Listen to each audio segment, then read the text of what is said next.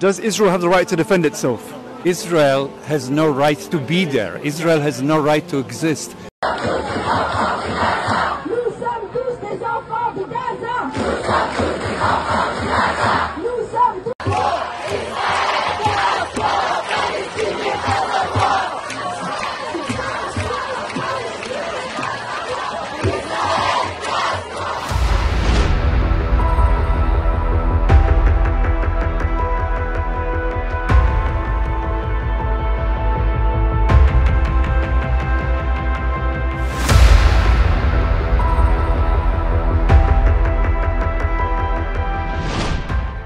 Sampai detik ini gelombang perlawanan dari dunia semakin keras buat Israel yang kita tahu telah melakukan genosida di tanah Gaza. Ya, beragam serangan dari darat hingga udara terus dilakukan Israel untuk menguasai jalur Gaza.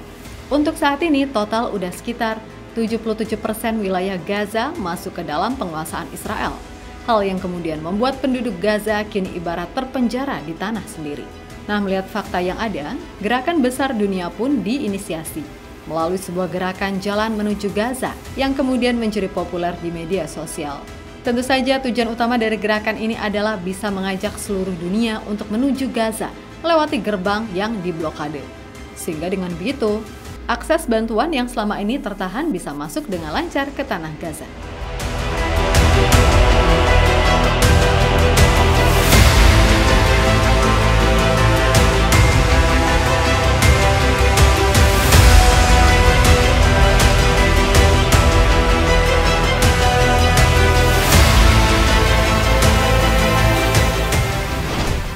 Meskipun negara-negara besar di dunia seperti Inggris, Kanada, hingga Prancis telah memberikan kecaman hingga sanksi, namun itu diketahui nggak membuat Israel seketika berhenti buat melancarkan serangan ke Gaza.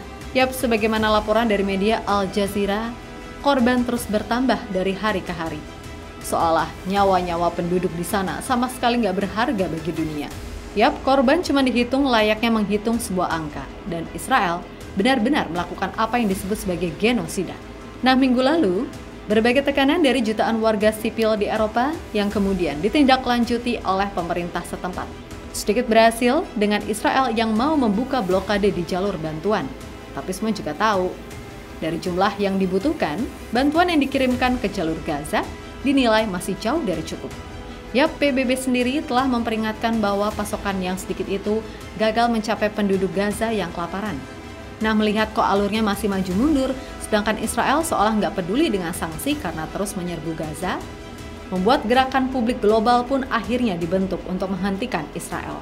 Di mana salah satu yang mencuri perhatian adalah gerakan March to Gaza, yang rencananya akan dilakukan pada 15 Juni.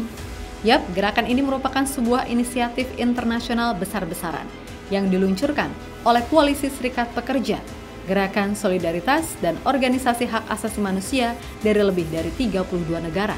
Nah, konsepnya sendiri adalah gerakan aksi solidaritas global untuk berjalan kaki alias Long March menuju jalur Gaza yang diluncurkan oleh berbagai elemen masyarakat sipil dunia, termasuk LSM, aktivis kemanusiaan, dan warga sipil dari berbagai negara yang mayoritas dari negara-negara barat. Terus kalau ada yang tanya tujuannya apa? Gerakan ini sendiri bertujuan buat memecah blokade yang selama hampir 20 bulan dilakukan Israel, entah itu secara simbolik ataupun nyata. Sesuai rencana, mereka nantinya akan berjalan dari Mesir menuju ke perbatasan Gaza. Sampai di sana, mereka akan berusaha mendorong bantuan agar bisa memasuki Gaza. Kondisi yang saat ini tidak terjadi karena banyak banget bantuan yang masih ditahan sama pihak Israel. Yap, untuk saat ini diketahui udah ada lebih dari 10.000 orang yang telah mendaftar untuk ikut gerakan ini, di mana mereka berasal dari 32 negara, mayoritas dari Eropa, Amerika Latin, dan sebagian Timur Tengah.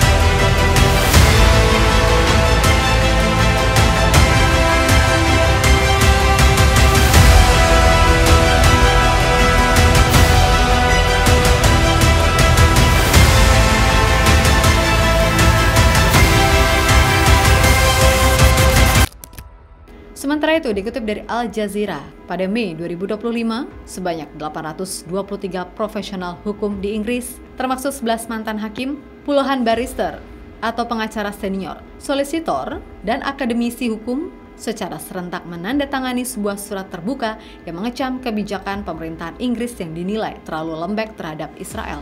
Dalam penjelasan yang ada, disebutkan jika mereka menuntut tindakan konkret dari pemerintah Inggris atas apa yang dilakukan Israel di Gaza. Selain itu, mereka juga menuntut adanya sanksi keuangan dan imigrasi terhadap Menteri Israel dan personel sipil serta militer lainnya yang diduga terlibat dalam tindakan melanggar hukum. Kemudian, surat itu juga mendesak pemerintah Inggris untuk meninjau kembali hubungan dagang yang ada dengan Israel dan memastikan bahwa mereka akan memenuhi kewajibannya untuk melaksanakan surat perintah penangkapan dari Pengadilan Kriminal Internasional atau ICC terkait dengan wilayah Palestina yang diduduki. Intinya, mereka meminta Inggris tegas dan gak usah ada basa-basi lagi buat memberi hukuman ke Israel. Karena jika ini dibiarkan berlarut-larut, pasti bakal ada lebih banyak orang tak berdosa yang jadi korban.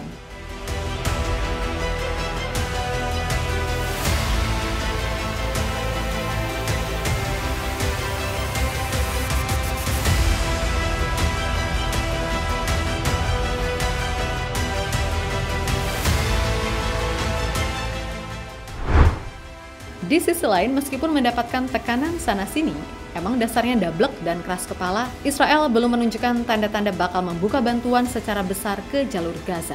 Bahkan Ben Gvir, yang merupakan pejabat petinggi di Israel, dalam pawai Hari Yerusalem yang digelar di Yerusalem Timur, bisa-bisanya ngomong gini, "Kita tidak boleh memberi mereka bantuan kemanusiaan, musuh kita hanya pantas menerima peluru di kepala." Yap, dia bilang gitu di hadapan ribuan pendukung ultranasionalis. Tentu saja, pernyataan dari Menteri Pertahanan Israel ini dinilai telah melanggar hukum internasional. Selain itu, pernyataan menolak pemberian bantuan kemanusiaan jelas sangat melanggar Konvensi Jenewa 4 tentang perlindungan warga sipil dalam konflik. Ucapan seperti peluru di kepala terhadap kelompok etnis tertentu dapat dikategorikan sebagai ujaran genosida. Dan menurut Statuta Roma ICC, incitement atau hasutan untuk melakukan genosida merupakan kejahatan internasional yang tidak bisa dimaafkan dalam bentuk apapun.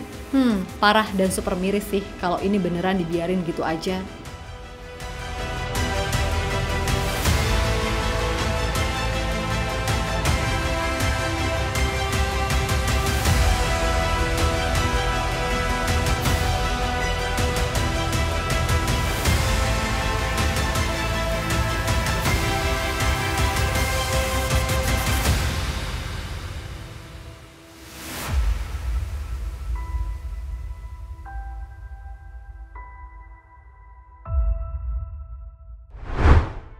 Yap, terlepas dari apapun, ini bukan lagi konflik lokal, tapi ini adalah ujian global.